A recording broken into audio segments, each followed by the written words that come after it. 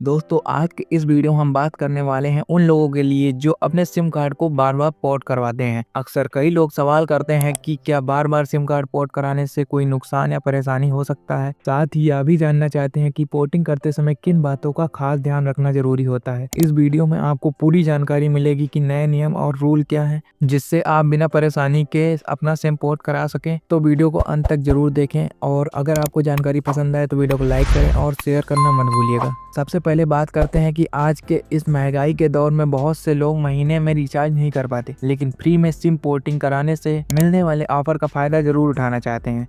सोचिए, अगर आप हर महीने फ्री में 1 महीने का रिचार्ज पा लेते हैं तो ये सही और समझदार तरीका है। मगर यह पूरा प्रोसेस किन किन बातों का ध्यान रखना जरूरी होता है, यही मैं आपको बताऊंगा। सिम पोर्टिंग करने का सही तरीका और क्या ध्यान रखें। जब भी आप सिम पोर्ट कराएं, सबसे ज़रूरी बात यह है कि आप KYC के जरिए ही सिम पोर्टिंग करें। इसके लिए आपको डॉक्यूमेंट लेकर चलने की ज़रूरत नहीं है, बस अपना आधार नंबर याद रखना होगा, या आप आधार कार्ड के नंबर को कहीं लिख कर भी रख सकते हैं। आपको अपना फिंगरप्रिंट भी देना होगा KYC के तहत। अब सवाल आता है UPC कोड क्या होता है। यह एक यूनिक पोर्टिंग कोड होता है जो पोर्टिंग के लिए सबसे ज़रूरी होता है। आप अपने मोबाइल के मैसेज बॉक्स में जाकर टाइप करें पोर्ट स्पेस आपको मोबाइल नंबर और इसे 1900 पर भेज दें। कुछ सेकंड के भीतर आपको UPC कोड मिल जाएगा।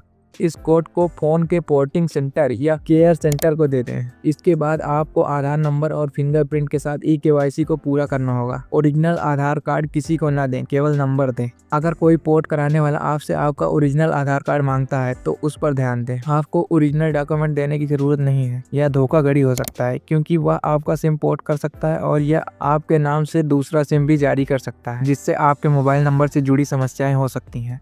इसलिए केवल आधार नंबर बनाएं, फिंगरप्रिंट दें और ओरिजिनल डॉक्यूमेंट ना दें। बार बार सिम पोर्ट कराने के नुकसान और नियम। बहुत सारे लोग सोचते हैं कि बार बार सिम पोर्ट कराने से मोबाइल नंबर या कंपनी को कोई नुकसान हो जाएगा। तो आपको बता दूं, ऐसा नहीं है। पोर्टिंग करना पूरी तरह सुरक्षित प्रक्रिया है, पर ट्राई ने इसके लिए नियम रखा है। अगर आपने किसी कंपनी में पोर्ट कर लिया है तो आपको वहाँ पर कम से कम 90 दिनों तक रहना होगा। इस अवधि के बाद ही आप दूसरी कंपनी में जा सकते हैं। यह नियम इसलिए जरूरी है ताकि कंपनियों को अपने ग्राहक बनाए रखने का अवसर मिले और एक ही नंबर बार बार पोर्टिंग तनाव कम हो। इसलिए अगर आप महीने फ्री ऑफर्स का फायदा उठाने के लिए सिर्फ 90 दिन बाद अगली पोर्टिंग करें, इससे आपको नुकसान नहीं होगा और आप सही तरीके से लाभ उठा पाएंगे। अब हम जानते हैं सिम पोर्ट कराते समय क्या क्या सावधानियां बरतनी होती। डिजिटल जमाने में सावधानी बहुत जरूरी है। अगर आपने पोर्टिंग के दौरान फिंगरप्रिंट और आधार नंबर सही व्यक्ति को नहीं दिया या ओरिजिनल डॉक्यूमेंट दे दिया तो आपके नाम से दूसरा सिम कार्ड भी ओपन हो सकता है। इससे आपके मोबाइल नंबर से गलत काम हो सकते हैं और आपको भविष्य में बहुत सारी परेशानियों का सामना करना पड़ सकता है। इसलिए सावधानी से ही सिम पोर्टिंग करवाएं। हमेशा भरोसेमंद सेंटर पर ही जाएं। KYC की प्रक्रिया का पालन करें। महंगाई की वजह से फ्री पोर्ट ऑफर का फायदा उठाएं। हमें पता है कि इस महंगाई के दौर में हर महीने मोबाइल का रिचार्ज करा पाना आसान नहीं है, इसलिए फ्री पोर्टिंग ऑफर का सुनहरा मौका है। इसका पूरा फायदा उठाएं, लेकिन समझदारी से। उदाहरण के लिए, अगर आप महीने में 1 महीने का मुफ्त रिचार्ज मिल रहा है तो बिल्कुल उसे लेकर अपने खर्चे में कटौती कर सकते हैं। तो दोस्तों, इस वीडियो में आपने जाना कि सिम कार्ड बार बार पोर्ट क्यों करें, कैसे करें और किन किन बातों का ध्यान रखें। सिम पोर्टिंग हमेशा KYC के जरिए करें। आधार नंबर याद रखें। ओरिजिनल डॉक्यूमेंट किसी को ना दें।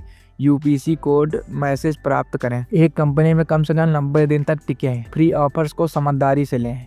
किसी भी संदेह की स्थिति में भरोसेमंद जगह से ही पोर्टिंग कराएं। तो दोस्तों, आशा करते हैं सिम पोर्टिंग से रिलेटेड आपके अंदर जितने भी डाउट थे सब खत्म हो चुके होंगे। तो दोस्तों, यही थी आज की वीडियो। अगर वीडियो पसंद आए तो वीडियो को लाइक कर दीजिए, चैनल को सब्सक्राइब कर दीजिए। चलिए मिलते हैं किसी नए वीडियो में किसी नए टॉपिक के साथ। तब तक के लिए जय हिंद, जय भारत।